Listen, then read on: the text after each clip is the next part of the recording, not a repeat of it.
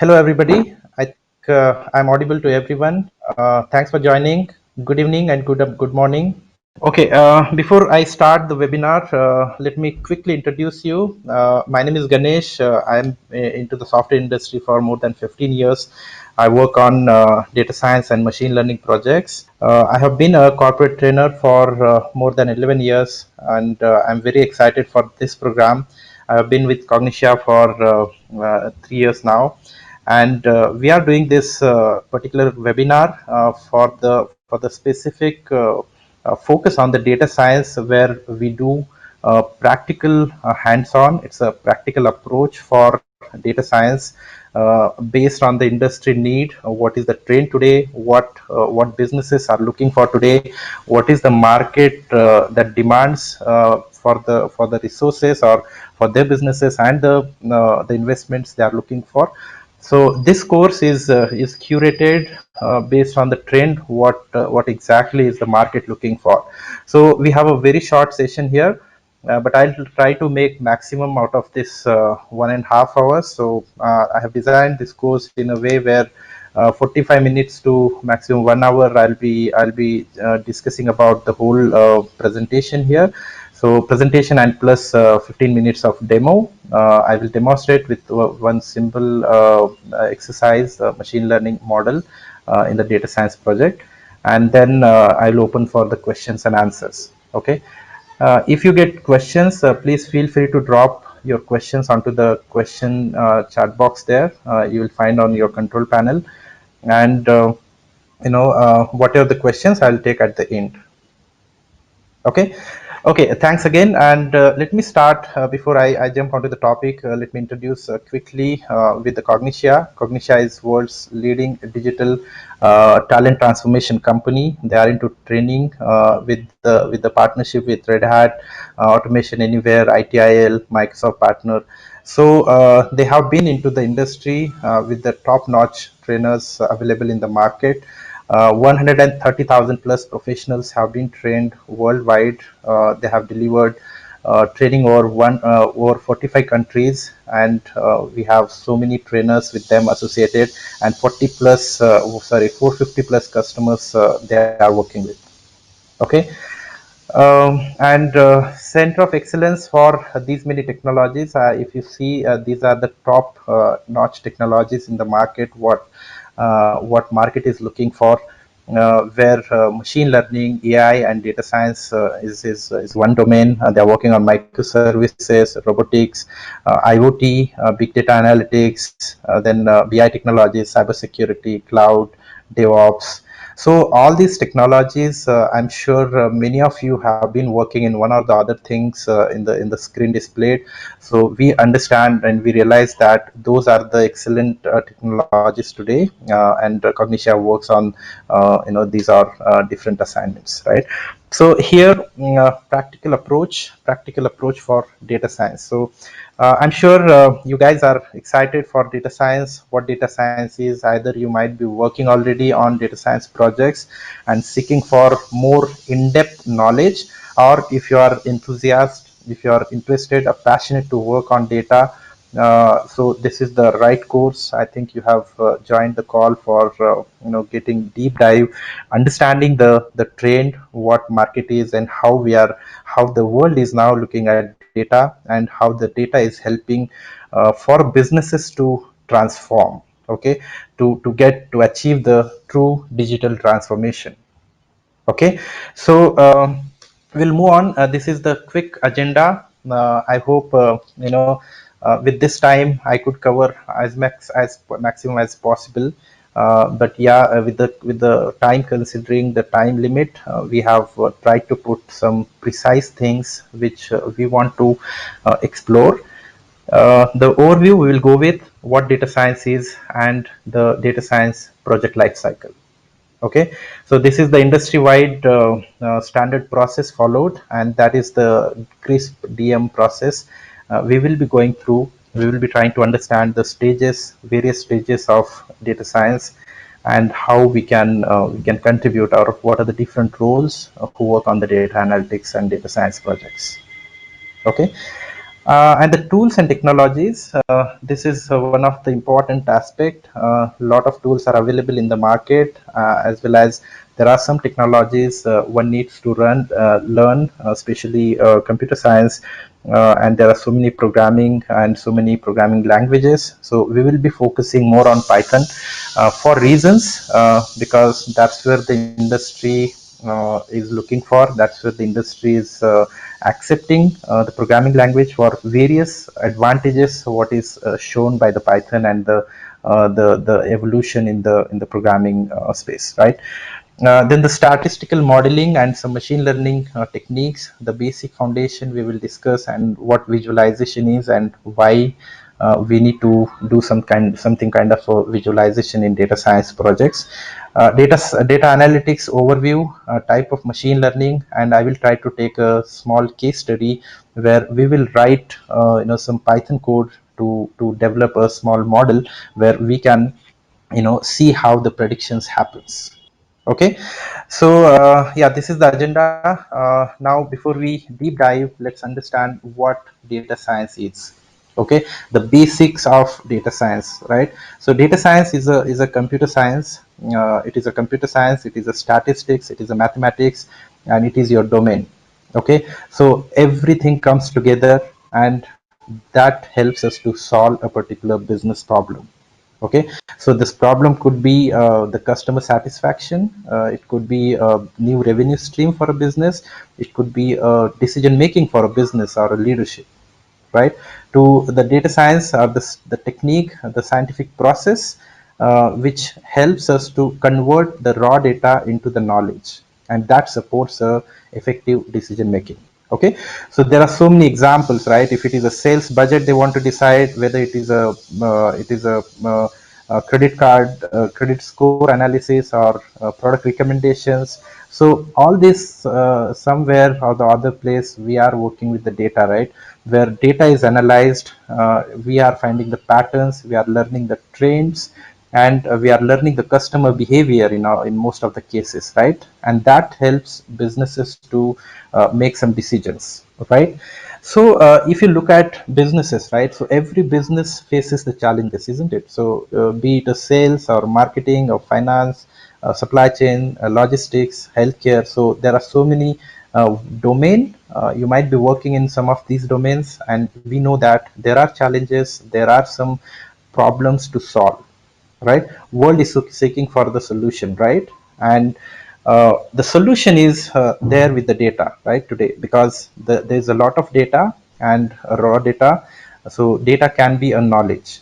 Okay, and that helps us to improve the decision making, that helps us to improve the society, that helps us to improve the businesses, the way we look at the businesses, the digitization, the automation, right? So all these things are based on the data itself. Okay, so this is what the data science means, and there is a data science methodology, right?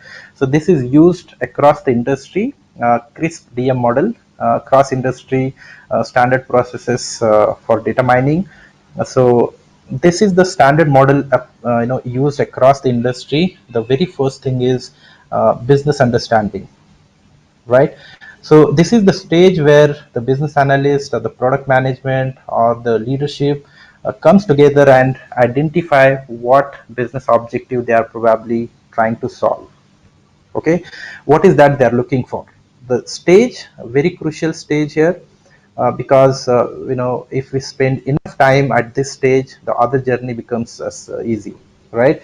Because this is where the objective is defined, this is where the scope and the feasibility, right, the planning, right, the budgeting, so all the things are decided here, and what exactly we are giving to the business as a process, right? The whole process, if I achieve something out of this, right?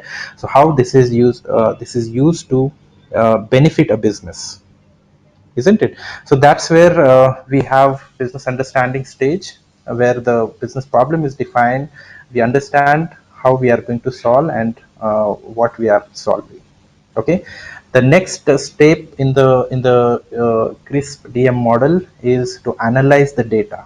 Okay, so not only analyze, but finding out the sources, decide, if we get more data, how much data we are looking for, what are the sources. It could be many sources we might be looking for data, right?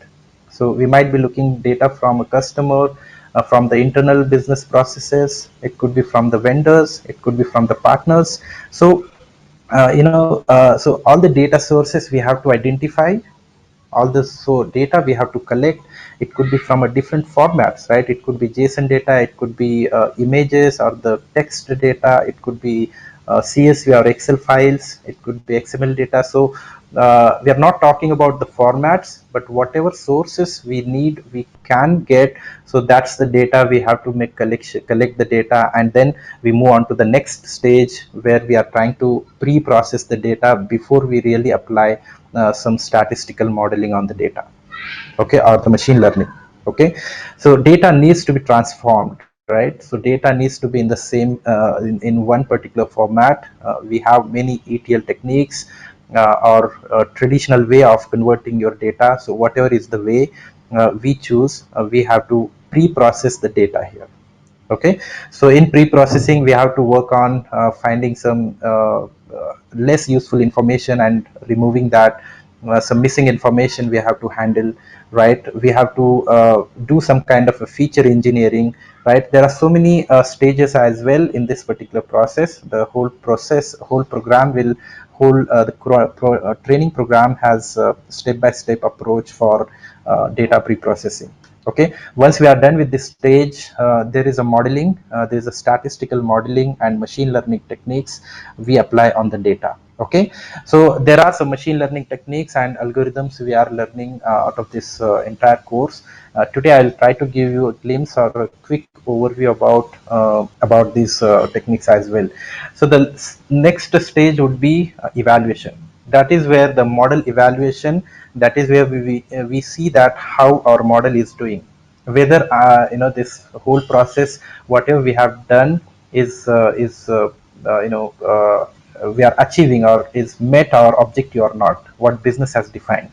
So we revisit the business objective, we repeat the some of the steps if required, and that's where the final evaluation happens. And if I say, or if business says, or if the other stakeholders says yes, this is what we are looking for, then we go ahead and deploy, right? That's how the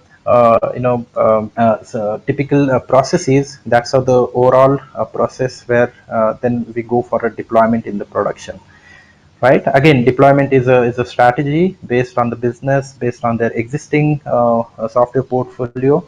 So it can be deployed either on AWS, or it can be deployed in your microservices architecture.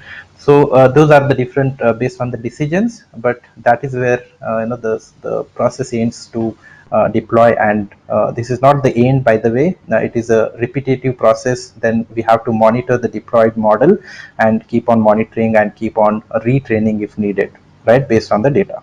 Okay, so the whole process is based on the data, based on historical data. And there are some roles. Okay, you might have heard about these roles in the market. There's something called business analyst and the product manager. Product manager is a broader term, but product management can be there in the data science projects as well. Working with the leadership, working with the various stakeholders to define objective, then the business analyst to define, to narrow down the scope, and then the data engineer who work on collecting data from different sources and pre-processing that. Okay, sometimes machine learning engineer also does some kind of common roles between data engineer. Not necessarily every business needs to have those roles, but some of the roles can be overlap, right? So some small businesses may have single person who take care of data engineering and machine learning engineering, right? So the data scientist is a one who is responsible, who owns the entire process. They have end-to-end visibility of what they are doing, and fine tuning the process, optimizing your entire process, and as part of evaluation and representing specifically in the data science project, we have to present it to various stakeholders or businesses multiple times about every step what we are taking here, right? And there is a visualization engineer and DevOps or deployment engineer, okay, or cloud engineer, right? So DevOps or cloud, those are people who are responsible for deployment and CI/CD process, correct? So yeah, so that was the standard process. I hope you guys have a bit awareness about this, and still I try to add something. So the whole thing is based on data, right? And data is very important aspect of the data science. So 95% of the data got generated recently, 3 years, 4 years maybe, right? And that's the data explosion, and that's where we have seen a lot of opportunities, because I hope you have read somewhere or today the market talking about various the leadership talks, and everywhere we learn that AI and ML is the best opportunity for the businesses to do their transformation, right? So especially the data science and the AI, artificial intelligence. So that's the next revolution the industry is looking at. Okay, it is like 150 years ago, Thomas Edison have transformed the industries, right, after electricity, correct? So 40 years ago, after internet, the businesses are transformed, isn't it? So the next transformation is AI, and AI is based on data science. Okay, so data, where there is a lot of data, the big giants like Amazon, Google, Tesla, or Facebook, or Apple, those are the companies, those are the pioneers who are working with the data for a better human, or for better experience for the people, right? So that's what the data is. And in the data there are types here: structured, unstructured. So those are the detailed study we will be going to do as part of this process, this entire program. And what happens on the internet, right? So you might be aware that there is, as I said, there's a lot of data. And when I say there's a lot of data, so how much data it is actually, right? So there is more than 40 zettabyte data available today, right? And not all the data is processed, right? And this is really huge data. Okay, today if I want to download it, it takes around 200 million years to download this much data, right? That much data is available. So I'm assuming 40 mbps speed. Okay, so on internet today, every day 2.5 quintillion of data is getting generated, right? This is the screen where you will see some of the samples, right? YouTube, I'm sure everybody touch upon this every day, I would say, right? So 30 hours of video is getting uploaded. In fact, it should be more than that now, right? So 2 million plus searches on the Google, LinkedIn accounts, more than 100 every day, every minute, sorry. And there are mobile users, especially the smartphone users today. 47,000 plus apps are getting downloaded every day. So music, a lot of music today, a lot of people here, and everything is on cloud, on internet. So on internet, 61,000 plus hours music is getting played, right? So photo viewers, new tweets, and the Facebook charts, WhatsApp. So this is again a huge number of tweets we can see, and WhatsApp, even we haven't captured WhatsApp. This is going to be a bigger number, of course, right? So there are emails, there are Wikipedia articles. So this all are data generating activities, right? So this is what we see today, right? And if you look at the future, so a lot of things are coming. Let's say 5G, machine to machine talk, autonomous cars, right? IoT, sensors deployed on the field, right? So those are huge data generating activities, and that is yet to come. Okay, 5G is going to be mind blowing again. A lot of data getting generated. So autonomous cars are not on the road yet. The moment it comes on the road, then again every car generates GBs of data every day, every hour, I think.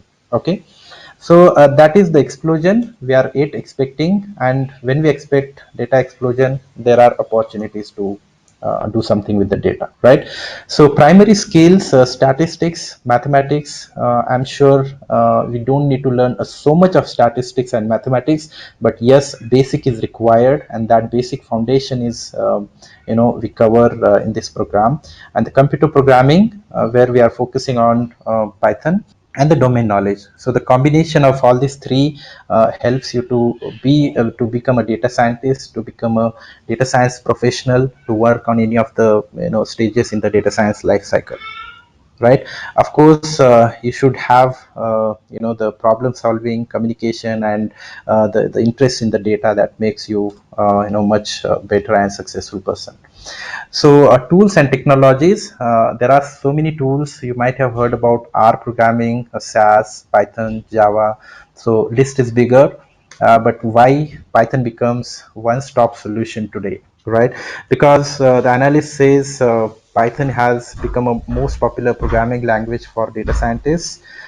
Python has so many features, right? So it has so many advanced packages. So today you talk about web development, there is a Django package. If you're talking about AWS connectivity, we have Boto 3, right? We have scikit-learn for machine learning, predictive analytics. We have statistical libraries. We have robotics, machine learning, biometric, natural language processing. So this makes a particular programming language, Python, so much of popular. It has grabbed a best position in the market because of this flexibility and some of the features this programming language brings to the developers community, right? So it is not restricted or not limited to only software industry today, right?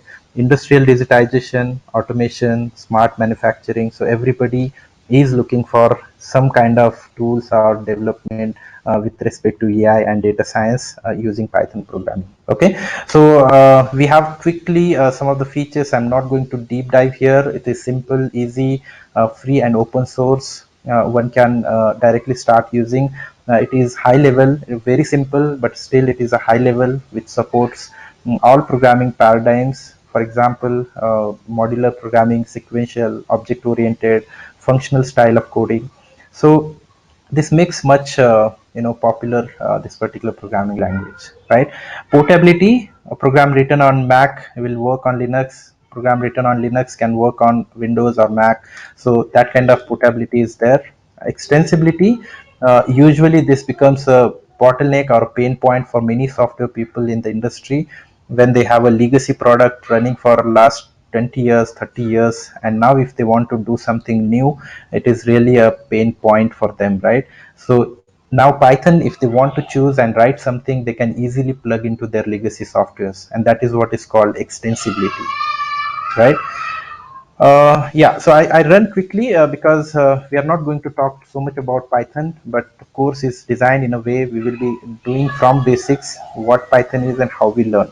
Okay, data science is a multidisciplinary field, right? Where computer science, we will be talking about Python, but there are so many other techniques, tools like Power BI or Tableau or any other tools you can think about using. But yes, Python also have these visualization capabilities and powerful programming one can do in Python. Okay, so data science is natural language processing, data science is data mining, data science is statistics, applying statistical modeling on data.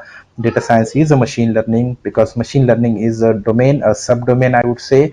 So that is that comes under data science. Okay, so the whole process is where the data is the base for everything, and based on the data we have to apply some statistics and some kind of modeling to perform some operations.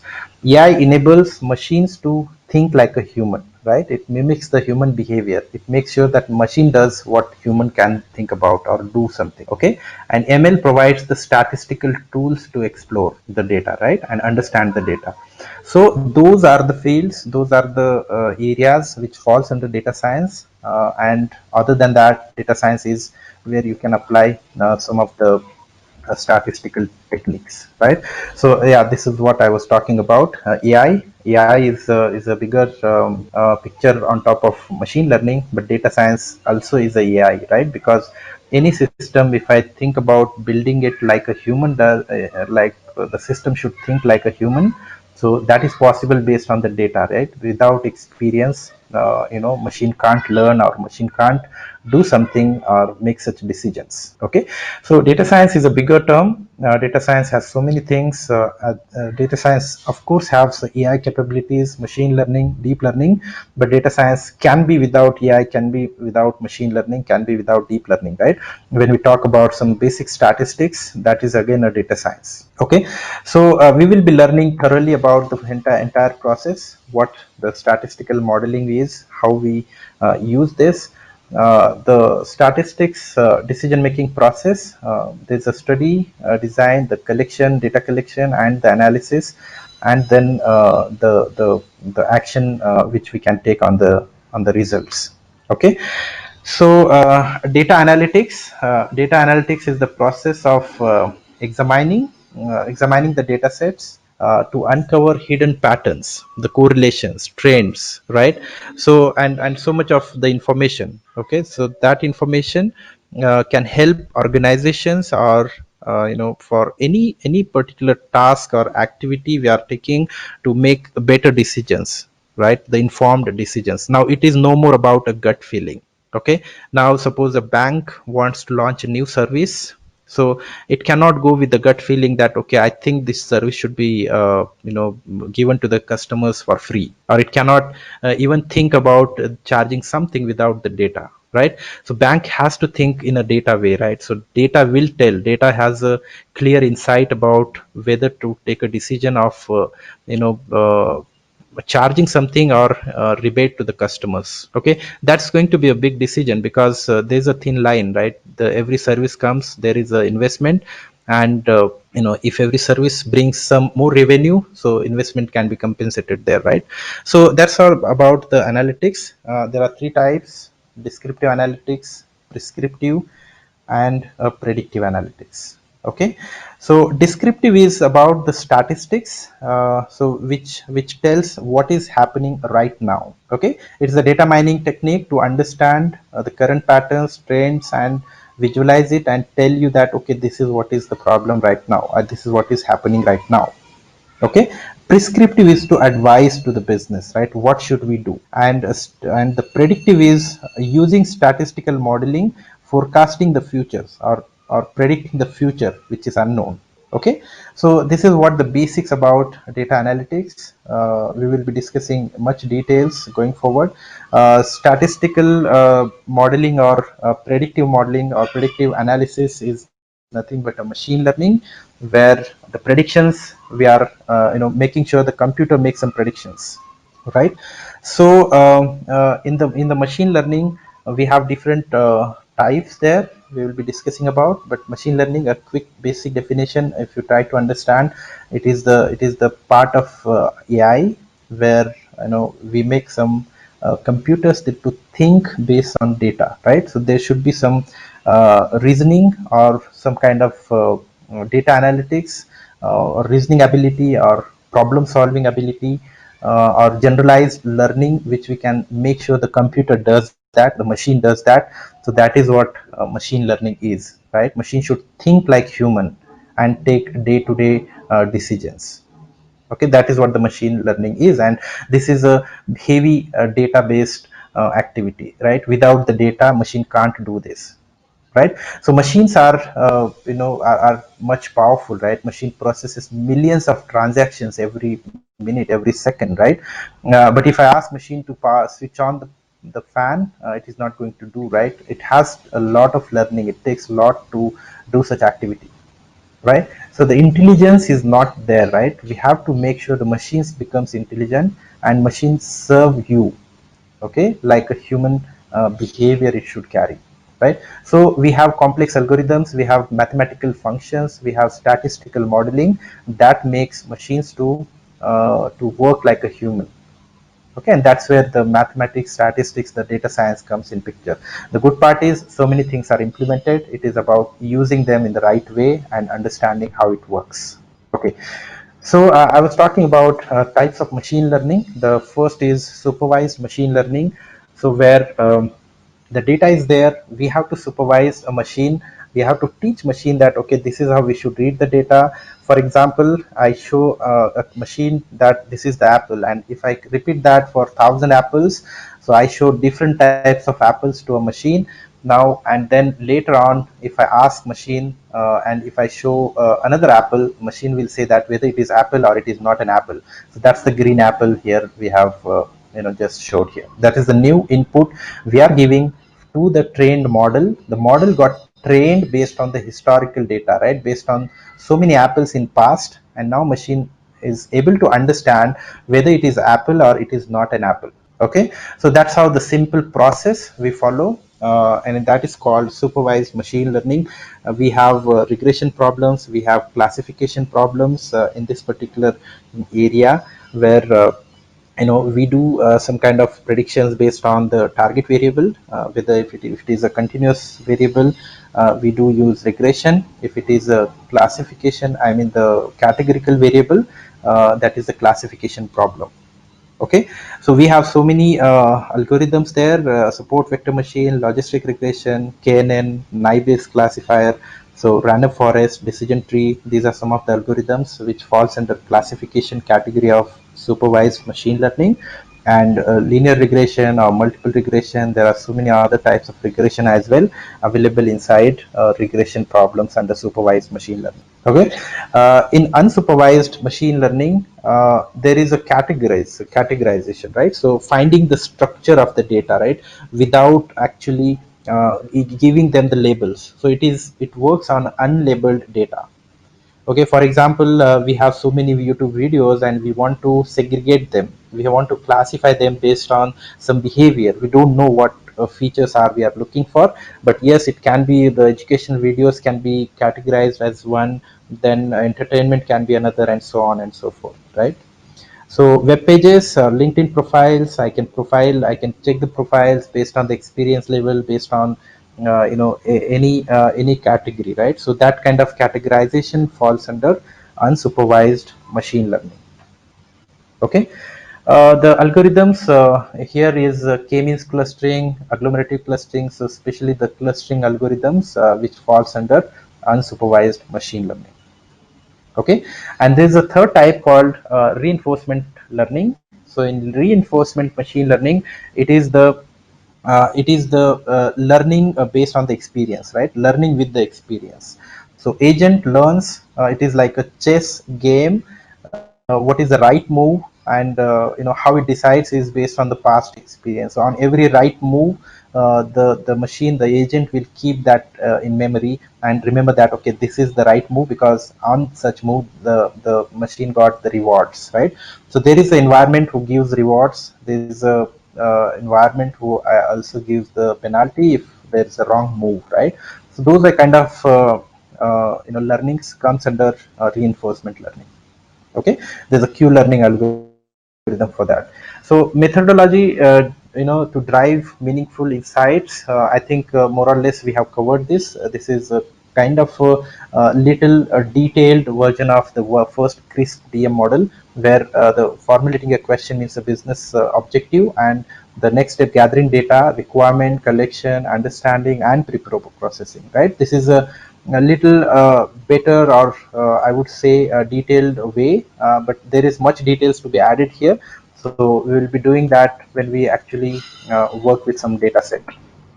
Okay, here data science in the different sectors in the businesses, be it agriculture or automobile or consumer, energy, finance, healthcare. So I'm sure everybody might be aware a lot of things today because of COVID-19.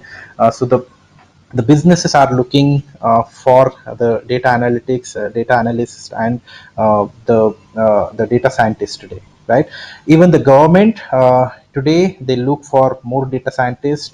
So data science becomes the new norm, especially post pandemic, right?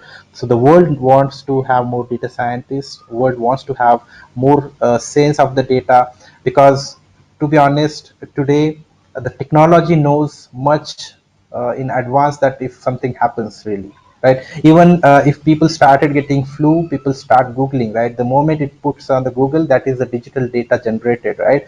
If there is any engine which works on such data, so even somebody goes to the doctor, the technology already knows, okay, what is happening. right? What kind of flow it is, or what is the searches they are looking for. So such kind of analytics is really important, and that's where data science is important. And especially post pandemic, or for situations like COVID-19 or any unknown such situations, unfortunate situations, based on the historical data. So data scientists can bring some value addition to the human, the way they live today. Okay, there are some examples. This recommendation engine, this is a part of machine learning, and part of data science, and it works on entirely on data, right? So how Netflix knows that I like a particular movie, right? And that is absolutely possible because machine learns about my searches, about my behavior, and that's how machine indicates that okay, you should like something, of that sort of movie, right? So such kind of recommendations on Amazon as well. Almost 40% revenue happens based on the recommendations. So I hardly recall if I buy only one product on Amazon. I wanted to buy one, but I end up buying at least three. Okay, that's a practical experience I'm sharing, right? So, and I'm sure many of you might be having similar experience. Okay, and nothing wrong, right? It's not about because I may forget something, and machine is now helping us me to think about it, and buy the other product which actually I wanted, and maybe I would have ordered tomorrow, right? So that is a good experience for the customer as well as for the business. It is the generation, revenue generation, right, from the same customer base. So that is how the value creation happens. So Facebook tags, this is now quite old, but initially when Facebook was there, this was amazing thing, right? When we just click a photo of a friend, and automatically the friend gets tagged, right? So that is again based on the data. So, Alexa, I hope many of you might have experienced this. This is a fantastic device which works with experience, right? This is something similar or example of reinforcement learning. Alexa works differently based on the experience, right? The moment you buy it for initial days, and after a few months or few weeks, you will see much improvement on Alexa device. Okay, spam filtering. There are so many examples. In fact, spam filtering is another type of supervised machine learning which works on classification problem. So it will filter your emails in the different categories, as well as it can be a clustering algorithm. If it is unsupervised, when I say that mail, either it is spam or it is not a spam. But if I am categorizing the way the machine is doing on the slide now, so that kind of categorization falls under uh, unsupervised machine learning. That is kind of a clustering, right? Clustering based on some characteristics and putting it into different categories or different folders. Okay, so yeah, this is another example, and we have a quick demo where I would like to show you some problem, and that problem I haven't discussed, the customer churn.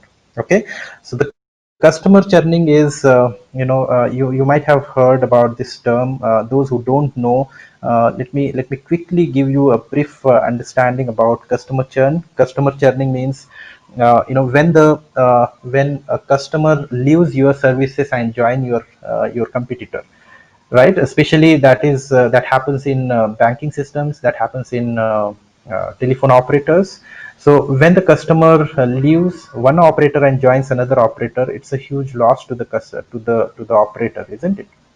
So to recover that loss, the operator has to bring more customers.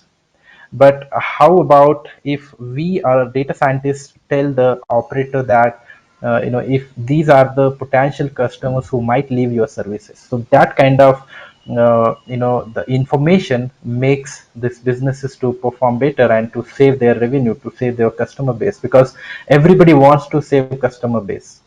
So more better, they want to have their own the existing customers than the new customers. So customer base is much important for any businesses.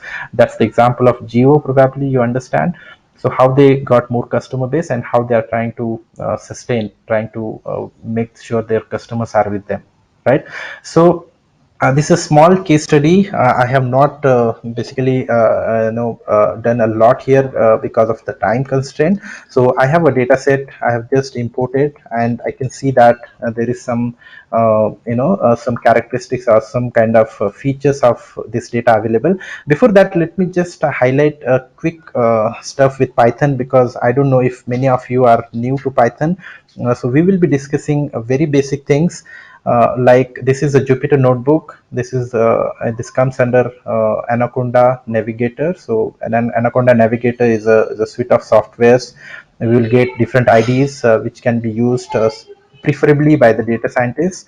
And Jupyter Notebook or Spider, those are a couple of IDs which comes along with the Anaconda Navigator, which can be downloaded, which is free. You can download and start using. Okay. Python is a very simple programming language. I type hello and it is done, print hello, that's all, right? So if you are from C++ or Python background, you know at least 3 or 4 or 5 lines of code we need to write to get this simple one-liner, right? So 100 to the power 100, such a huge number, you can simply get it, you add something to it, it works, right? I don't remember if I can do this in C programming, right? There's no primitive data type which can hold such kind of um, number. Okay, so we can generate using a list comprehension. A list I can generate, let's say I want to generate a list of even numbers or numbers divisible by 3 maybe.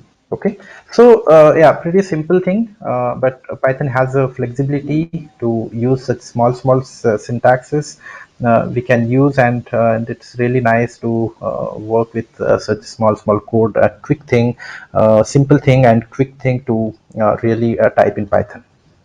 Okay, so yeah, suppose this is the data. There's a lot of pre-processing.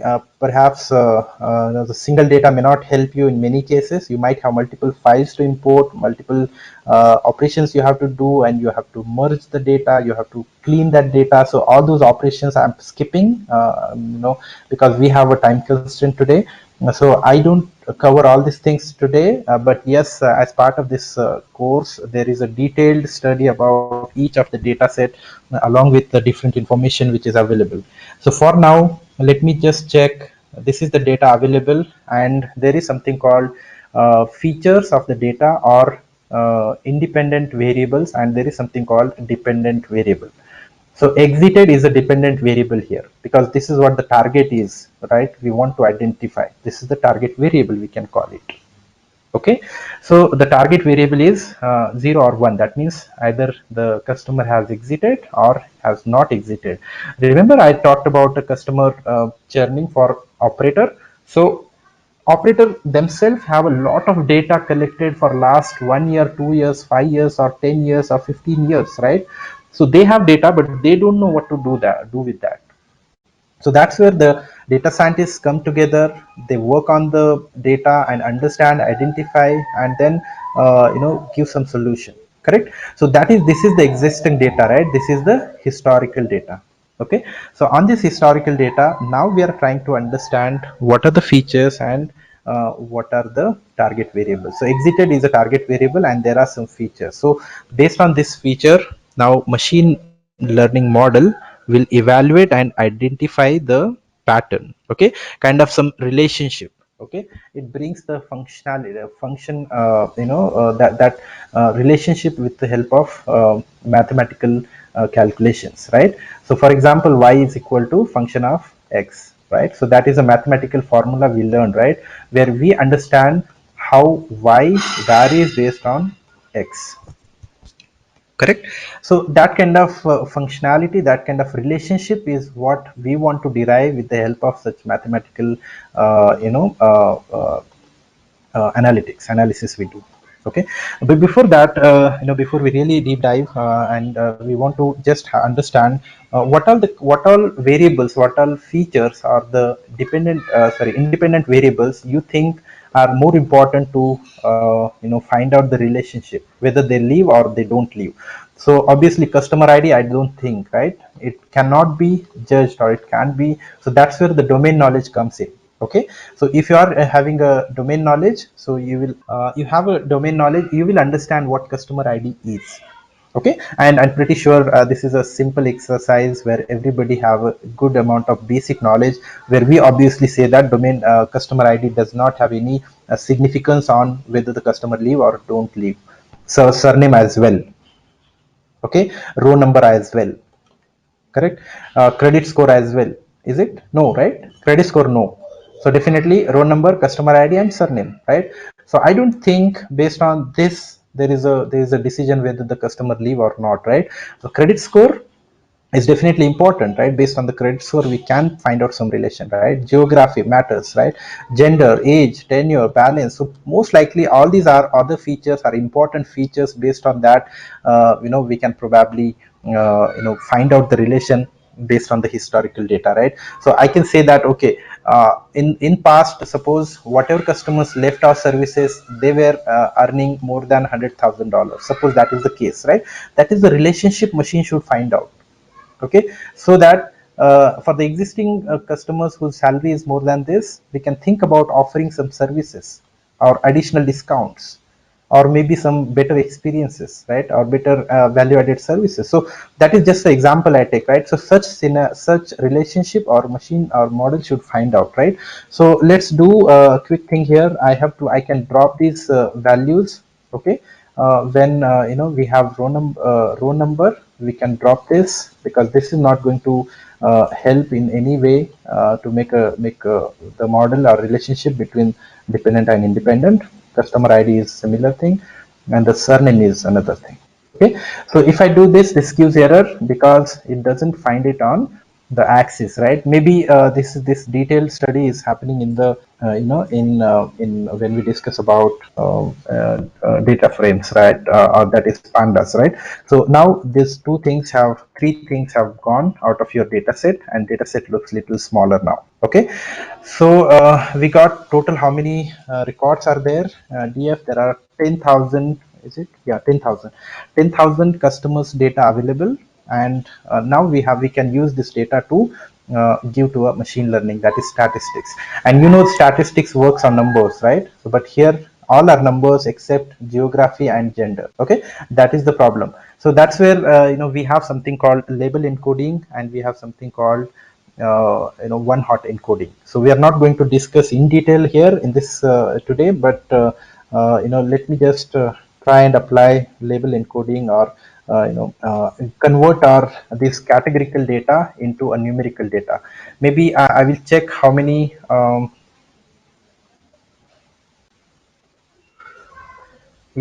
many geographic locations are there. Geographic geography.unique. Okay, this gives you unique information, that is France, Spain, and Germany, right? We can think about converting that somehow. And gender, male and female, I can use some lambda function here, x, and I will write one if gender is equal to male, and otherwise it is female, 0. Okay, for female I use 0. So that's a small function, lambda function. This does convert your gender column, and now I will assign this back to gender. Okay, now let's look at the data frame. Now this gender is, earlier it has all females, so obviously the entire data set is not having females, but first 5 we see females, so the females got converted to 0. So that's one. Second is geography. In the geography I can apply, so there is a reason why I'm not using label encoding the way I have done for gender. I would have given 0 for France, and 1 for Spain, and the 2 for Germany. But there is other statistical limitations. That's why we use get dummies, that is the function which we use for one hot encoding. Okay, so df dot geography, and if I use prefix equal to, I'll just use something. Okay, so that is just a prefix, and I have to remove one. Okay, so there is a reason again. Drop first is true. Once I do that, suppose there are 3 categories here, we can have only 2 columns against each of the categories. So I'm not going to discuss in detail about how one hot encoding works here. Key can't be found. Okay, I think this one. Okay, df dot geography. Yeah, I think this worked.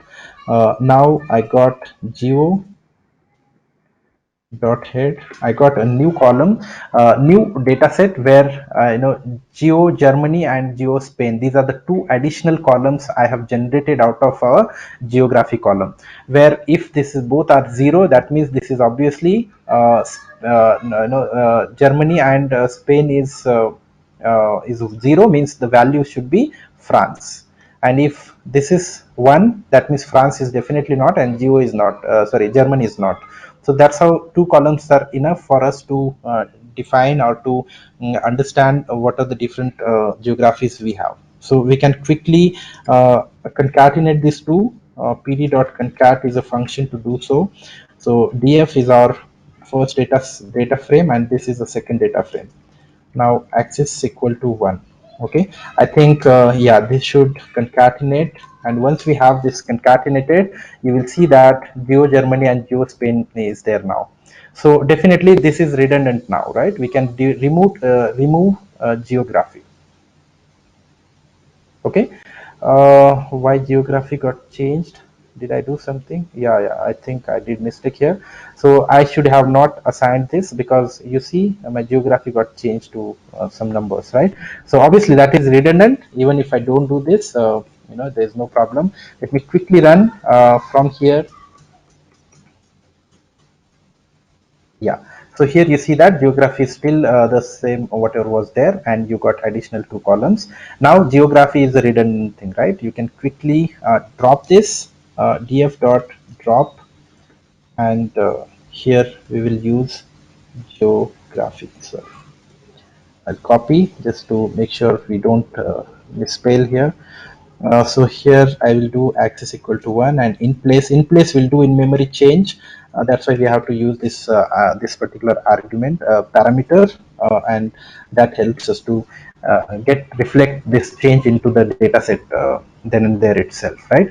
So that's how our new data set looks like, where we have changed some things, and we can in fact now segregate our features. X is the independent variables, and I take all the parameters except the exited one, right? The last one. Where is that? Yeah, here, this one, exited. Okay, not the last one, but the exited one. Okay, so except that, all are your features. So maybe you can do before that, or you can do drop exited and get this exited. Okay, so if you drop the except exited, just I have to give axis here, and you get your x where there is no exited, right? Otherwise it's all good. Okay, except exited, you have everything. So I will convert it to numpy. There's values I have to use, and we do for convert it to numpy for a reason, because it becomes faster. And let me just take last 10 values, and I can see that it's all is numeric data now.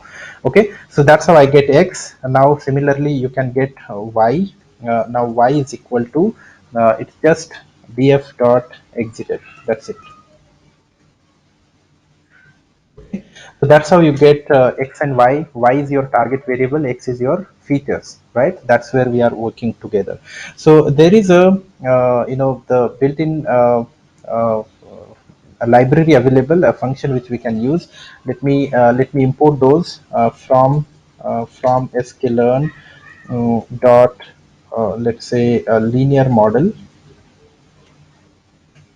Yeah, linear model import trained, or not linear model, I think. First I'll import Ansible, import random forest classifier. Okay, I'm just trying one algorithm, that is random forest classifier. So we can use any, if you like to use something else, we can use that.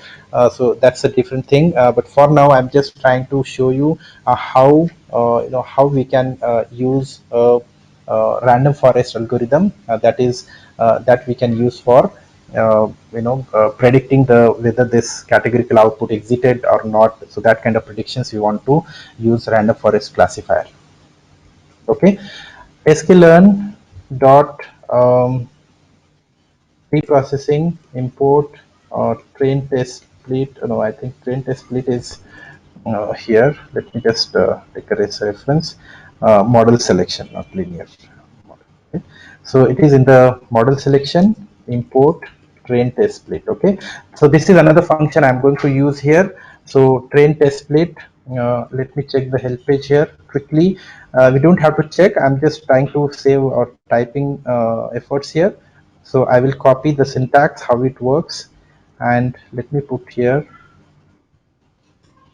Okay, so this is how I will just use random state as 10. I will explain these details, but definitely we may not be able to explain this today because of the time constraint. But this has given us output where we have X train and test data, so the data is getting splitted into two parts. Okay, that is training data and testing data set. Okay, there is something called standard scaling. So how much time I have? Okay, I still have, I think, 5 minutes more. Maybe I will skip standard scaling and then we will check if we can perform this later on if we have more time. For now, directly I will create a model, let's say random forest classifier. Okay, this works on Ansible technique where it will work on decision trees, and multiple decision trees will be applied on multiple data sets, parts of such a huge data set of 10,000 records, and the results are consolidated. Okay, so the theory or the maths behind this algorithm will be discussed in detail, but today that is not practically possible to discuss the entire algorithm and all the maths behind this algorithm in 1 hour. So I'm going to directly run this, use this more object I have created, and now I can use fit method to train the model. Okay, so using a training data, of course. Okay, so this is how the moment we have done this, RF is our model, and we got this model trained. Okay, so rf.predict is a function which we can use to do some kind of predictions. Okay, so I will do ypred and we get some prediction. So ypred, ideally ypred should be exactly same as ytest. Okay, when we have exact values in ypred and ytest, you will see that this model is performing 100% with 100% accuracy. But I see very first prediction, our model says exited, but in reality the customer has not exited. So that is the error then, right? So we have to fine tune, we have to make sure, we have to optimize our model. We can check the accuracy score from sklearn dot metrics import accuracy score, and we will check how accurately our model is doing by using this particular comparison with our predicted and oops, how come accuracy score ypred and ytest. So I see that it is 85.6% model is giving our accuracy. We can obviously improve. We can check what all things we can do in addition to what we have done. We can do some feature engineering, understand more about the data, and apply some feature selection and some kind of correlation we have to check again with each of these variables, so we can work out. So this is how in a simple way we see that this is how our model is doing. Out of 100 new customers, if you put your model, so 85 times or 85.6 times your model will say correct predictions about the data which is coming, right? That's how the future is now known with the help of the historical data. So same kind of data if you get, if we can predict, right? So yeah, so this is how all I had today. So I thought of discussing these things. So with the data science, there are so many case studies and so many discussions are there.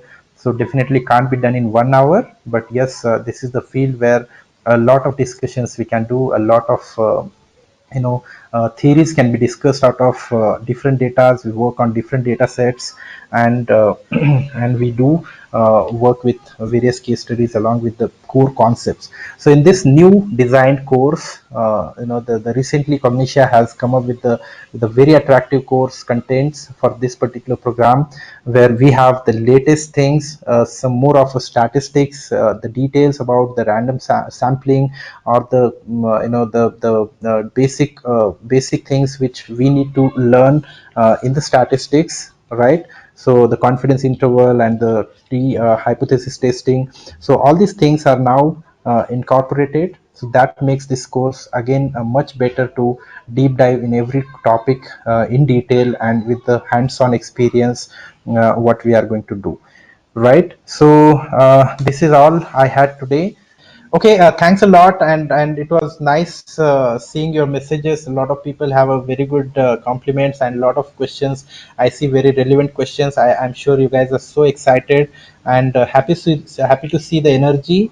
And keep on doing all the best, guys. All the very best, and keep starting right away. Don't delay. You start by yourself or join some instructor based training that will help you to expedite. Okay, thank you again, and have a nice day.